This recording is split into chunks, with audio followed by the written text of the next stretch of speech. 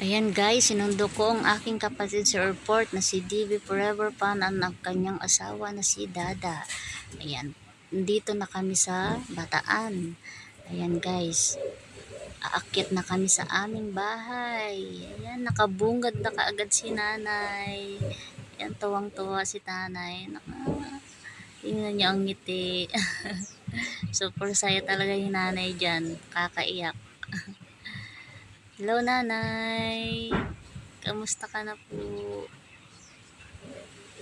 Ayan, paakyat na rin ang aking kapatid. Si Diego Forever Pan at ang kanyang asawa.